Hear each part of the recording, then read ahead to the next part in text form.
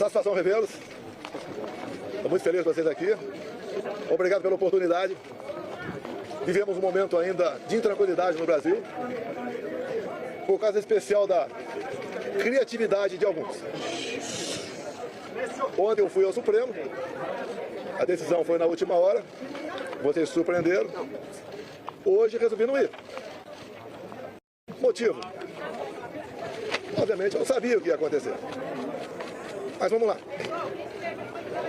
Eu espero hoje botar um ponto final nisso aí. Parece que tem algo pessoal contra mim. E a acusação é muito grave. E são infundadas. E não é da boca para fora. Eu vou demorar um pouco, mas tem muitas novidades para vocês. Vou começar no final. Quando as eleições se acabarem.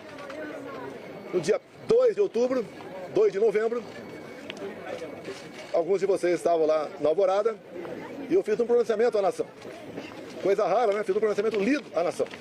Eu vou ler apenas um parágrafo desse pronunciamento, que infelizmente não está no inquérito do ministro Alexandre de Moraes. Lá, o terceiro parágrafo, bem curtinho. As manifestações pacíficas sempre serão bem-vindas, mas os nossos métodos não podem ser os da esquerda, que sempre prejudicaram a população, como invasão de propriedade, destruição de patrimônio, cerceamento do direito de ir e vir. Ato contínuo, começamos a transição. Alguns dias depois desse pronunciamento, os caminhoneiros começaram a obstruir vias pelo Brasil. Eu fiz um vídeo pedindo para que eles se desmobilizassem. Eu não tinha intenção nenhuma em parar o Brasil, criar o caos, ou estava pensando em outra coisa. Eles cumpriram esse pedido meu. Durante a transição, conduzida pelo senador Ciro Nogueira, tive um encontro no começo de dezembro, no Alvorada, com o escolhido futuro ministro da Defesa, José Múcio. Ele foi pedir um apoio para mim, para que tivesse mais acesso aos respectivos ministérios. No dia seguinte, ele foi atendido em tudo. Voltou depois, entrou em contato conosco e pediu que eu nomeasse os comandantes militares indicados pelo presidente eleito Lula da Silva. Foi o que eu fiz. Em dezembro, nomeamos 2 comandantes. O outro saiu mais no final. Atendi ao presidente Lula. Se tivesse qualquer ideia de força, não deixaria os comandantes do Lula assumir. 30 de dezembro de 22, o dia que eu viajei para os Estados Unidos. Mas, antes de viajar, eu fiz uma live que, lamentavelmente, não estão nos inquéritos do senhor Alexandre de Moraes. Como hoje eu vi na mídia, já que não estava lá, a advogada reclamando de um vídeo que ele botou, mostrando a parte mais agressiva, vamos assim dizer, do quebra-quebra. E quando se fala em quebra-quebra, o próprio Zé Múcio, há pouco tempo, no programa Roda Viva, falou que o que aconteceu de 8 de janeiro não foi golpe. Como o ex-presidente Temer falou a mesma coisa. Como o ex-ministro Jobim também falou. Depois ele voltou atrás. E, na verdade, o resumo que eles falaram é o seguinte: golpe tem povo, mas tem tropa, tem armas e tem liderança. 2 anos de investigação não descobriram quem, porventura, seria esse líder. Eu vi entre ontem e assisti hoje o senhor Alexandre de Moraes falar que 500 pessoas aproximadamente assinaram não persecução penal, um acordo. E ele disse, o senhor Alexandre de Moraes, que no acordo essas pessoas admitiam que estavam indo para um golpe. 500 pessoas se programando para um golpe e ninguém sabia. Também, nesses depoimentos, nesse acordo, ninguém cita o meu nome. 500 pessoas, ninguém cita o meu nome.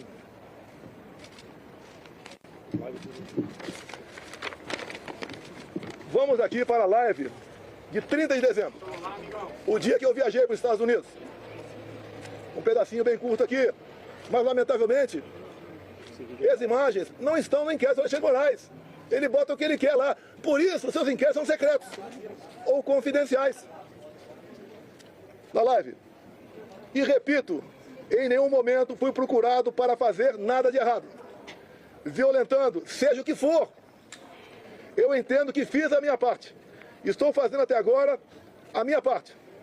Hoje são 30 de dezembro. Até hoje, eu fiz a minha parte dentro das 4 linhas. Não vamos achar que o mundo vai acabar dia 1º de janeiro. Vamos pro tudo ou nada. Não! Não tem tudo ou nada. Inteligência. Mostrar que somos diferentes dos outros. Nós respeitamos as normas, as leis, a Constituição. Nós sabemos dar valor à liberdade. Talvez isso seja o de mais importante. Mas o pessoal deve perguntar, por que estado de defesa? Lá atrás foi discutido estado de sítio. Você deve se lembrar, na matéria do Gringão, que passou para a Folha de São Paulo, áudios, um dos áudios dizia, carregue no 42. Ele estava na dúvida do que me acusar.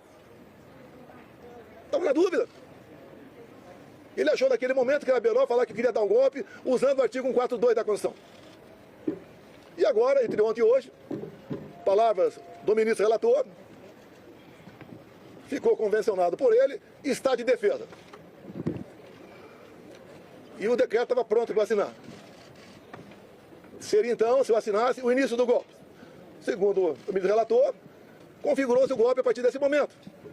Mas, antes de uma hipotética assinatura de um decreto de estado de defesa, como está no artigo 136 da Constituição, o presidente da República tem que convocar os conselhos da República e da Defesa. Aí seria o primeiro passo. Não adianta botar um decreto na frente do presidente de estado de defesa e assinar, está resolvido.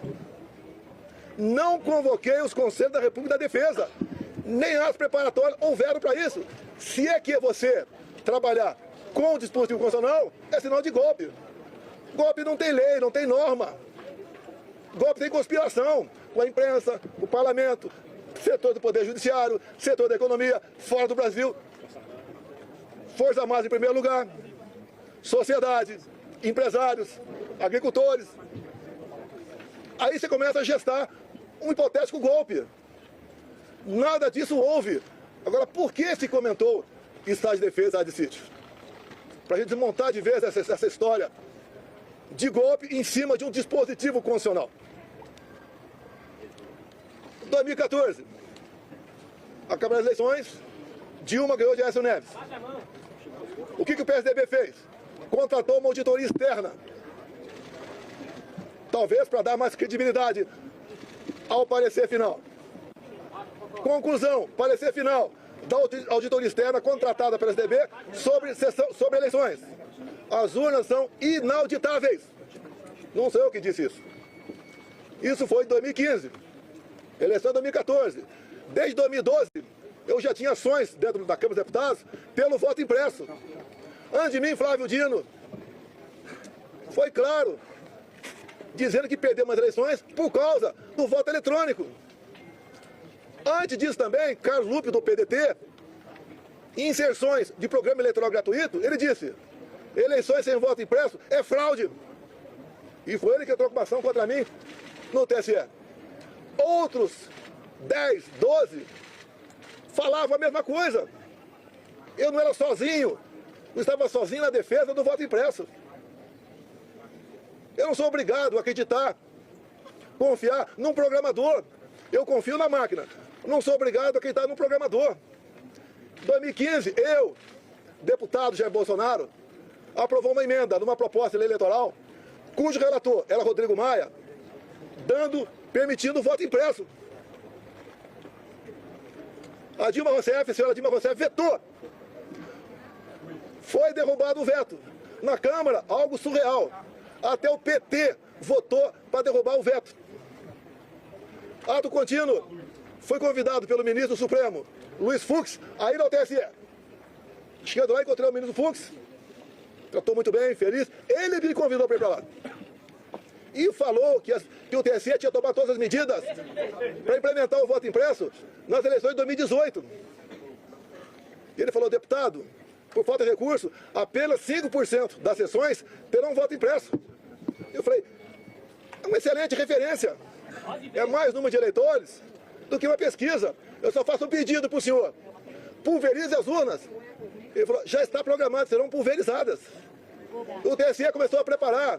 Tem um vídeo do ministro Gilmar Mendes, ministro Barroso, elogiando a nova urna eletrônica com a impressora do lado. Bem, poucos meses depois, por 8-3, o Supremo Tribunal Federal disse que a urna era inconstitucional. Essa ação foi proposta pela senhora Raquel Dodge na época, chefe do MP. Porque a impressão do voto, segundo o Supremo e ela segundo o Supremo e ela, a impressão do voto colocava em risco a segurança das eleições, o sigilo do voto. Esses foram os argumentos. Deixo claro que na Venezuela só foi possível detectar fraude o ano passado por causa do voto impresso. Foi a primeira vez que a Venezuela adotou o voto impresso. Por que a Venezuela fez isso? Já que o sistema eleitoral deles era exatamente igual ao nosso. Porque houve um momento que o governo Biden queria comprar petróleo da Venezuela.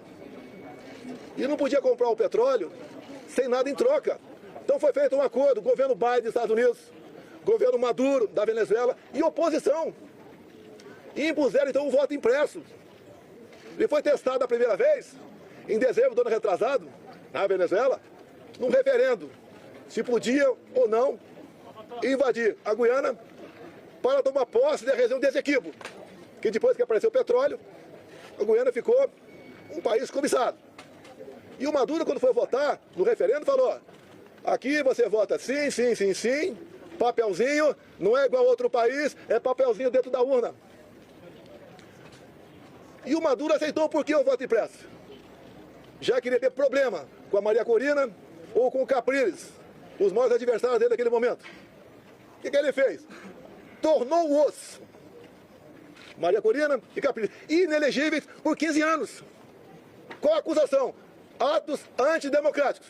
Subiram no carro do som e criticaram o governo Maduro. Isso passou a ser ato antidemocrático. Começa a lembrar um pouquinho do Brasil ou não? As duas oposições mais fortes, fora da ficha eleitoral, o Maduro pensou que fosse entrar em campo e ganhar o WO. A Maria Corina organizou seu partido, organizou bases, fez um movimento por toda a Venezuela, muito parecido com o meu aqui, onde a multidão ia atrás.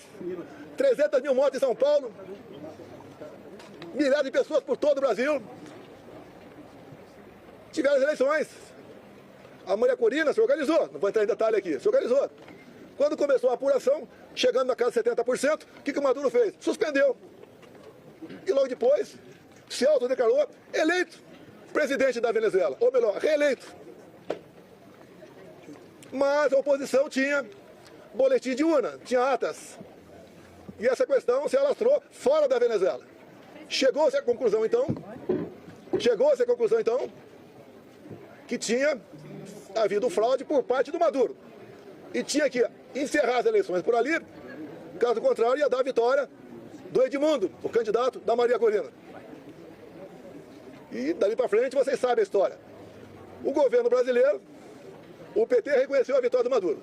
O governo brasileiro, Lula da Silva, já não quis reconhecer. Houve um entreveiro entre ambos. O Maduro falou em certo momento, a sua justiça eleitoral reconheceu você vitorioso aí. A minha reconheceu aqui. Fique quieto ou vou falar. Palavra do Maduro. O voto impresso é um direito. Como a contagem pública de votos tem que ser feita. A Alemanha não aceitou o voto igual ao nosso. Presidente, sobre a decisão de hoje... Não. Desculpa aqui. Eu não vou atender, com todo respeito a você. Não vou te atender aqui. Tá? Tá ok. Depois eu fico aberto a... Então o voto impresso, mais de 400 deputados derrubaram o veto em 2016 para 2017. Eles estavam atacando a democracia, quem votou para derrubar o veto, atentaram contra o Estado Democrático de Direito. Agora vamos num ponto nevrálgico aqui sobre o voto impresso. Quando acabaram as minhas eleições, a última agora, em 22, o meu partido peticionou o TSE. No dia seguinte, o ministro-presidente do TSE, Alexandre de Moraes, não aceitou, mandou arquivo e nos deu uma multa de 22 milhões de reais. Alguém já viu um advogado ser multado por aí? Por peticionar alguém do Poder Judiciário? Se ele tivesse recorrido, a multa poderia passar para 200 milhões. Ou até mesmo, quem sabe, caçar o registro. Então, não tínhamos como discutir dentro da Justiça Eleitoral essa questão. Vamos voltar um pouquinho para 2018. Depois voltar para 22. 2018, eu ganhei no segundo turno. Uma enxurrada de votos. Teve a facada.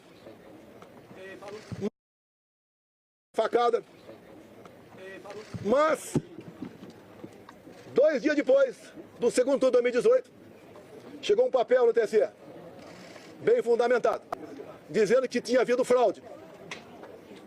O que o TSE fez na pessoa da ministra Rosa Weber, presidente? Oficiou a Polícia Federal e foi aberto um inquérito. Opa, para investigar a eleição de Jair Bolsonaro, ganhador, tem inquérito. Pro lado de cá, quando eu perco, quando o Lula ganha, não pode nem petição. E foi aberto um inquérito, que alguns de vocês já ouviram falar sobre ele. Inquérito 1361 de novembro de 2018. Para apurar fraude. E foi dada uma atenção muito especial, por determinação da presidente, para resolver rápido a questão de fraude. Estava na cara que já havia fraude. Para me tirar e botar o Haddad. O inquérito começou a voar. Na mesma velocidade dessa ação contra mim. Porque o Haddad tinha que assumir.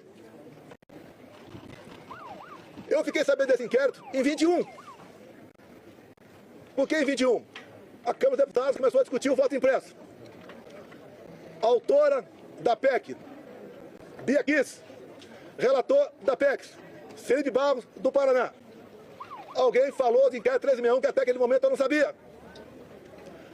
A comissão especial votou um requerimento e aprovou por unanimidade para buscar esse inquérito na Polícia Federal. E o Felipe Barros teve cuidado, quando pediu esse inquérito, se havia algo reservado, algo que tivesse uma classificação sigilosa para não divulgar. A resposta do delegado, não. O inquérito chegou na mesa, então, da presidente da comissão especial aqui. Foi disponibilizado para todo mundo. O meu intensivo, eu também tive acesso. Aí, então, começou algo realmente inacreditável. O que estava dentro do inquérito? Ato cotidiano, em 22, teve uma reunião do embaixador do ministro de Fluxo, do ministro aqui do TSE. E ele começou a reunião com os embaixadores dizendo o seguinte, então logo o TSE anuncia o resultado, o senhor deve, junto ao seu secretário diretivo de Estado, reconhecer imediatamente o ganhador das eleições. No mínimo, sinal amarelo. Fosse quem quer, eu ou Lula, era para reconhecer imediatamente. Reunir-se com embaixadores é uma política privativa do presidente da República. Ele não podia ter feito isso. Conhecedor do inquérito 1361, convidei os embaixadores, 2 meses depois, a comparecer no Alvorada. Convidei o ministro Fachin a comparecer também, é tudo aberto, dentro das 4 linhas. Ele não foi. Ali eu mostrei o que era o inquérito 1361. Eu não posso falar para vocês aqui sobre as 3 páginas, porque esse inquérito, depois que eu falei sobre ele, ele teve a classificação sigilosa de confidencial, ou seja, secreto. Tudo que acontece aqui por parte do Alexandre de Moraes é confidencial, é secreto. 8 delações do CID, secreto. E o que está lá dentro? Que vocês podem pedir via LAI à Justiça Eleitoral. Quem já pediu já sabe que é negado o acesso. Mas espera aí. Fala-se tanto de democracia, Estado Democrático de Direito, um documento como esse, que trata da lisura sobre as eleições, a apuração de fraude contra o candidato Jair Bolsonaro, você não pode tomar conhecimento disso? Eu aprendi desde jovem que a alma da democracia é o voto. E o voto contabilizado. Por que você não pode tomar conhecimento desse inquérito? O que tem lá dentro? O que o ministro Alexandre de Moraes quer esconder? Vamos continuar. Estou sendo acusado de tentativa de golpe. Algo pessoal já deve ter percebido, da forma tão incisiva como o ministro Alexandre de Moraes conduz, ou se conduz, tem algo esquisito por aí. O que ele quer esconder? Apenas o inquérito 1361? Eu digo que o inquérito 1361 é 99%. Mas vamos lá. Houve interferência no TSE nas eleições de 22 ou não? Não vamos falar em fraude, possível fraude aqui, esqueçam. 100% confiável as urnas. Mas vamos abrir o inquérito 1361. Durante as eleições de 22, o TSE influenciou, jogou pesado contra eu e a favor do candidato Lula. Eu não pude mostrar imagens do Lula defendendo o aborto. Eu não pude mostrar imagens do Lula falando que o pobre coitado rouba um celular para tomar uma cervejinha. Eu não pude mostrar imagens do 7 de setembro. Imagens do enterro da Rainha Elizabeth. De parte do meu discurso na ONU. O Lula ao lado de ditadores. Eu não podia mostrar nada. Eu não pude mostrar a imagem do Lula com o gorro CPX na cabeça, que eu me reuni com embaixadores aqui. Ele foi no Morro do Alemão, se reuniu com líderes comunitários que só são eleitos com apoio do tráfico. Eu não pude mostrar nada. Na reta final, 1,5 milhão de inserções da rádio foram negados. Nordeste especial, a grande parte lá não apareceu. E como fomos reclamar, ainda fomos advertidos. Culparam a nós. Assim se comportou o sistema eleitoral. E mais ainda, mais grave, a diferença foram 2 milhões de votos. Está no papel, 2 milhões de votos. O TSE fez uma campanha massiva para que jovens de 16, 17 anos retirassem seu título. Essa faixa etária, 75% vota na esquerda. Mais de 4 milhões de jovens retiraram o título. Só aí dá uma diferença a mais, ponto cada 2 milhões de votos. Mas uma lei eleitoral, para ter eficácia, ela tem que ser sancionada 1 ano antes das eleições. As resoluções, 6 meses antes.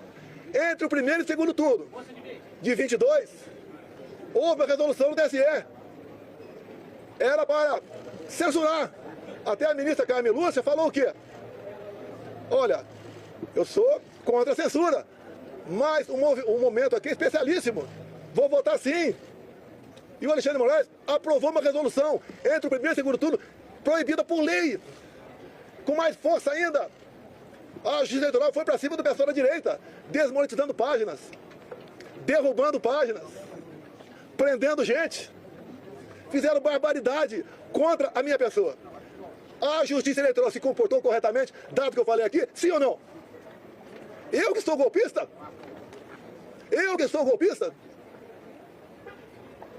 Esses 2 vídeos aqui estão nos autos do inquérito. Os advogados reclamaram de um vídeo que estava hoje, foi mostrado aqui no TSE. Eu sou o culpado. Repito, na delação do Cid, ele diz que, vamos partir do princípio, está tudo certo com a delação dele. Ele diz ali que ficou sabendo do 8 de janeiro, no dia 8 de janeiro. Já falei, estou repetindo, nos 500 acordos de não persecução penal, em nenhum deles, que eu tomei conhecimento, alguém cita meu nome. Graças a Deus eu saí aqui dia 30 de dezembro, porque eu não queria passar faixa para um cara com passado, como o Lula tem. Não há crime nenhum não passar faixa. Não está escrito que é proibido passar faixa. Fui para os Estados Unidos. E essa artimanha do 8 de janeiro, eu falo artimanha porque o ministro Flávio Dino, na Justiça, negou os vídeos do 8 de janeiro. Quase 200 máquinas. Ele entregou apenas 4 vídeos e falou que o contrato tinha vencido. Pelo amor de Deus, pelo amor de Deus. Eu sou golpista? 8 de janeiro, eu estava nos Estados Unidos. Uma das 5 acusações contra mim é destruição de patrimônio, só se for por telepatia. Existia, fizeram pesca probatória, reviraram a vida de todo mundo, 3 buscas e apreensão em casa, não acharam nada a meu respeito. O próprio Cid falou que os militares estavam de férias no início de janeiro. Daí inventam, o Lula ia assinar o GLO. Se assinar é problema dele, pô. Vai dar golpe com o comandante do Lula? Se os meus tivessem mantido, podia até ter uma elucubração nesse sentido. Os comandantes jamais embarcariam numa aventura. Discutir, como disse o então comandante do Exército, discutir hipóteses de dispositivos condicionais não é crime.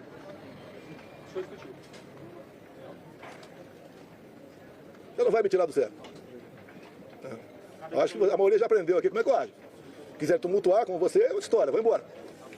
Vou abrir a pergunta para vocês. Diz Alexandre de Moraes que o golpe começou dia 29 de julho de 21.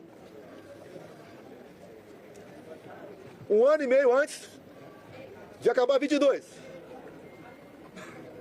E ele tinha aqui, para dar ênfase à historinha dele, tinha que acabar de 8 de janeiro.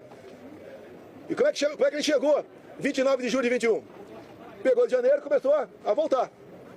O que aconteceu nesse dia que vocês não ficaram sabendo? Ou foi a PF que descobriu? Aquela banda da PF. Nesse dia eu fiz uma live, onde eu falei sobre o inquérito 1361. Qual o problema? Um inquérito ostensivo. E diz ele que eu difundi fake news. Eu difundi o que tinha dentro do inquérito. Se é fake news, o inquérito é mentiroso. Esse inquérito está inconcluso até hoje. Saiu de Brasília e foi para São Paulo. Nenhum delegado quer assinar o relatório final. Dado as barbaridades nessas 3 páginas sobre o sistema eleitoral. Eu acredito que vocês querem ter conhecimento disso aí. Vamos botar um ponto final? Vamos. O senhor Alexandre de Moraes suspenda o sigilo do inquérito 1361 de novembro de 2018. É fácil. Vamos para a verdade, vamos botar tudo na mesa. Por que essas prisões absurdas? 17 anos, como 14 para a Débora agora. A Débora é uma golpista, terrorista. Ela está sofrendo mais que qualquer ser humano para sofrer na vida. Ela acorda e dorme, sem dar um beijo, sem dar um banho nos seus filhos. De 10 e 7 anos de idade. Por que 14 anos, 17 anos? Quer botar 30 em mim? Se eu tivesse devendo qualquer coisa, não estaria aqui. Fui para os Estados Unidos, graças a Deus, que se tivesse aqui de 8 de janeiro, estaria preso até hoje. Ou morto. Que é o sonho que eu sei que é de alguns aí. Que eu preso vou dar trabalho. Não vai acontecer não, deixa contigo, presidente. Então, aqui está grande parte, quase toda a verdade que interessa. Repetindo, 2 de novembro de 22. Quando eu falei com a imprensa, li um papel e começo dizendo que vão sentir saudade de mim, como estão sentindo hoje. Eu vou estar o mês que vem no Rio Grande do Norte com o senador Marinho, como já tive outras vezes, depois das eleições. O tratamento é excepcional. Porque o João em 32, eu usei na campanha e durante meu mandato. A verdade dói, mas o povo entendeu que a verdade é necessária. É picanha, de gás, cervejinha. Não tem nem ovo agora. A inflação está aí. O povo não quer mais confusão. Por isso que eu falo em anistia. Eu duvido que uma mãe aqui não se coloque no lugar da Débora e não queira anistia. Não encontraram nenhuma arma aqui. Eu estou sendo acusado junto com essas pessoas que foram presas. Tentativa armada. Que arma? Vai no Senado aqui. As armas apreendidas foram estilingue, meia dúzia de bolinha de gude, mais nada. Que mais? Uma senhora com a Bíblia. Agora, as coisas aconteceram antes do pessoal que estava no acampamento vir para cá. Porque tem vídeo de pessoas comuns mostrando um cara sozinho quebrando tudo por aí. O próprio Lula. Tem vídeo dele falando, temos que saber quem deixou abertas as portas aqui do Palácio. Foi facilitado. Quando aconteceu de janeiro, a imprensa só mostrava uma imagem, escolhida a dedo, só uma. Aquele cara magrinho, né? Com uma camisa, a minha estampa na barriga, derrubando o relógio. Só mostrava isso. Alguns dias depois, o Lula estava fora do Brasil, eu acho que era a China, defendendo a mudança do padrão dólar. 3 dias depois, a TV CNN mostrou as imagens do G. Dias lá dentro. Junto com perigosos, terroristas e golpistas, ele andando à vontade lá dentro. Dorme aqui embaixo, no meu tempo, por volta de 60 militares. A maioria cabe soldado, armado. E a ordem é qualquer negócio, ir pro pau, armado, um fuzil. Alguém viu algum soldado armado nesse dia? Facilitaram a entrada deles. Não resta mais dúvida tocante a isso. Comigo, até o ministro Fux falou hoje, né? E temos 7 de setembro que ele ficou preocupado.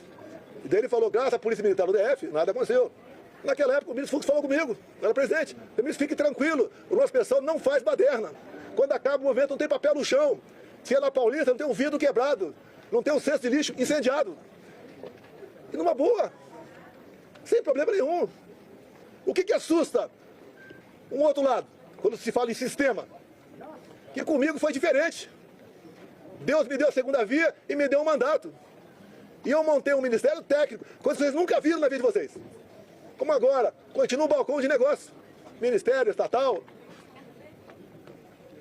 bancos oficiais. Comigo não tinha isso. Apesar da pandemia, que a gente lamenta as mortes. Gastamos R$1 trilhão. Reflexo da guerra. Terminamos 22 com saldo de 54 bilhões. Negociei com o Arthur Lira aqui. Votação de um projeto para a gente poder zerar impostos federais de combustíveis. E zeramos. O Paulo Guedes, na nova política dele de reindustrialização, diminuiu em 30%. O IPI de 4 mil produtos. Eu zerei imposto de importação de muita coisa. Pneu de caminhão, peça de trator, material para energia fotovoltaica, medicamentos. E eu comecei a arrecadar mais. Com esse governo, só se fala em taxa. O Lula só acerta quando ele revoga uma medida sua ou de um ministro seu, com a portaria de carimbar a validade do ovo. Ele só acerta quando revoga. A imprensa fala que, parte da imprensa que Copacabana flopou. Flopou. Eu não sei quantas pessoas tinha lá. A USP, o pessoal cabelo colorido, falou que tinha 18 mil. Ou tinha um quarto de Maracanã. Um quarto de Maracanã. A PM falou 400 mil. Mas nós levantamos que tinha mais 3 milhões de pessoas assistindo via internet. Como, por exemplo, a Rádio Ouro Verde. 3 milhões e meio. Corrigindo aqui, 3 milhões e meio de pessoas. E quando eu falei em concentrar no Rio, com todo respeito aos parlamentares do meu lado, se ele tivesse um movimento na cidade dele, ia ter uma certa repercussão. Que eu queria que o pessoal ouvisse o que eu falei, o que o Malafaia falou, o que o Nicolas falou. Vamos mudar um pouco esse repertório para São Paulo. Vamos ver se a Damares fala. A Michele volta para lá, porque ela estava em convalescença. Agora, dia 30, agora, vai ter um movimento da esquerda. Estou até promovendo. O movimento da esquerda na Paulista. Qual é a pauta? Prisão para o Bolsonaro. E sem anistia. Lá não tem mãe, não. Que não se coloca no lugar da Débora. Vamos ver quantas pessoas vão para lá. Na semana seguinte, 6 de abril, vai ter o nosso. Tudo acertado com o Tarcísio. Devemos ter pelo menos 6 governadores. Mais de 50 parlamentares. Vamos continuar nessa luta da anistia. A anistia é perdão, é passar borracha. É fazer o Brasil voltar à sua normalidade. Eu não quero confronto. Eu quero o bem-estar do meu povo. Não tenho obsessão pelo poder, tenho paixão pelo Brasil. E quando alguns falam inelegível, por que eu estou inelegível? Porque me reuni com embaixadores?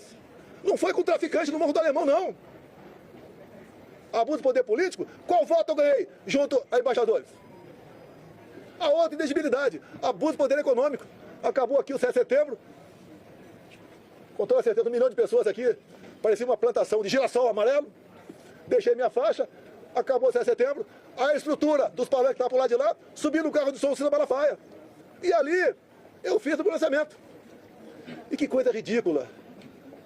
Por ocasião da votação da minha elegibilidade, o ministro Alexandre de Moraes, falando, inclusive, ele fez um coro de imbrochável.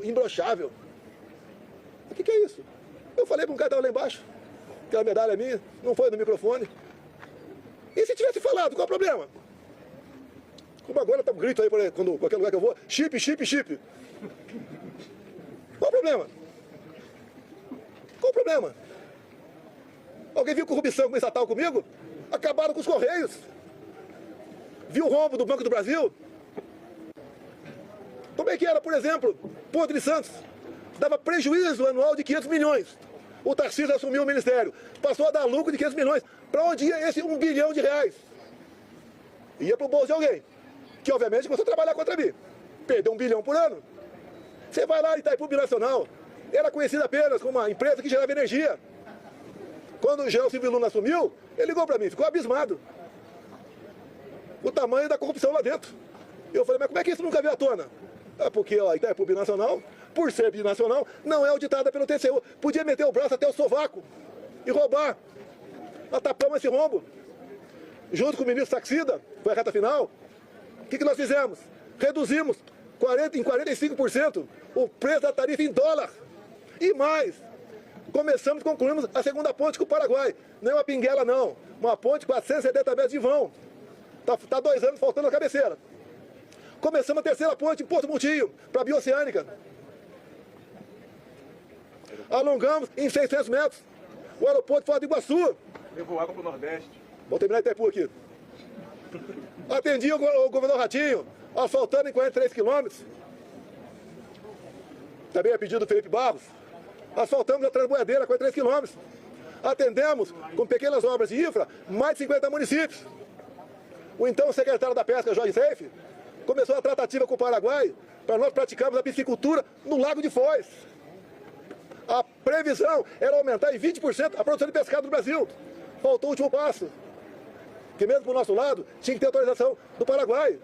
Mais um exemplo do estatal, que deixar de meter a mão nela. Os bancos do Brasil, Caixa Econômica, BNDES, cada diretoria era um partido, ou um grupo que trabalhava lá, não pelo banco, para si. Eu tive uma vez, uma pessoa muito importante, né? Foi me visitar e tinha um problema no Banco do Brasil. Era um problema de quase 200 milhões de reais. E ver se eu podia resolver. Eu tomei conhecimento. Chamei o presidente do banco. O que tu acha disso? Ele falou, não dá por causa disso, disso. Tá bom. Daí chamei o cara de volta. Eu falei, companheiro, desculpa, mas não dá por causa disso, disso. Sabe o que ele me respondeu? Demita o presidente do Banco do Brasil. Era assim que as coisas eram tratadas no Brasil. Um momento marcante na minha vida. Tinha uns 15 mega empresários na minha sala. Falou que é pra mim. Tô vindo do SPU. Pela primeira vez não fui achacado quando entrei lá. Olha como é que funcionou a Polícia Federal e a Polícia Rodoviária Federal. Recorde de apreensão de drogas e armamento. Olha o campo.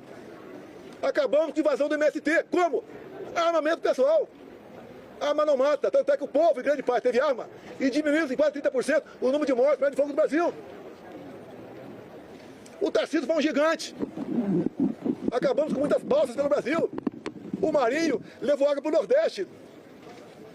Com Saxida na reta final, acertamos toda a documentação para eólicas offshore na costa do Nordeste, para gerar o equivalente a 50 Itaipus. O Saxida acertou a documentação para a exploração de lítio na região mais pobre de Minas Gerais, que é o Vale de Quitinhonha. O Saxida também acertou a regulamentação para nós começarmos a explorar urânio lá em Santa Quitéria, Ceará. O que o Lula fez no final do ano passado? Teve aqui reunião do G20. Assinou 37 memorandos e acordos com a China. Esses acordos entregou o nosso urânio para a China. Acordos têm que passar pelo parlamento. E a comissão inicial é Relações Exteriores e Defesa Nacional. Por isso, eu me empenhei, junto com o nosso partido, ninguém foi violentado por causa disso, a indicação seria do Eduardo Bolsonaro. Com toda certeza, pressão de fora, bateu aqui dentro. O Lula quer botar o Brasil no colo da China. É só vocês da imprensa tomarem conhecimento dos 37 memorandos e acordos, até acordo satelital. O que o Lula quer? Quer uma internet dele. E a China aqui dentro. Não tem como esse país ir para frente. Não tem. É impossível esse país ir para frente. Temos potencial para dar um salto enorme. Por que não vai para frente? Grupelhos. E quando eu acabo com loteamento, ou em grande parte, desses loteamentos, em estatais, em ministérios, em bancos oficiais, eu estou dando um golpe nas pessoas que sempre se viveram na sombra do poder. Botamos um ponto final nisso. Se eu fosse tido presidente, mané, né, como outro qualquer, ninguém está preocupado em processar. Me pinto agora nesse inquérito como o maior criminoso da democracia. Eu não interferi no TSE, o outro lado interferiu. Eu não soltei nenhum bandido para disputar a eleição. Eu não tornei nenhum bandido elegível, anulando condenações para poder disputar a eleição. Dá para entender uma união de Alckmin com Lula? Com tudo que eles foram no passado? Que constrangedor pro Alckmin ir no evento com Lula e cantar Internacional Socialista. O Alckmin pro Irã ficar ao lado de 4 terroristas, 3 já foram eliminados. O Alckmin e Lula falar que o Hamas não é um grupo terrorista. O que eles querem fazer com a Polícia Militar agora? Numa PEC. Acabar com a Polícia Militar do Brasil. Não tem nada para dar certo esse país. Vou encerrando, abrindo para alguma pergunta. Presidente, o senhor tem uma prisão agora? Pessoal, obrigado aí. Os advogados orientando aqui a não dar... Presidente, Pessoal, obrigado aí. como que você sentiu esse julgamento, presidente?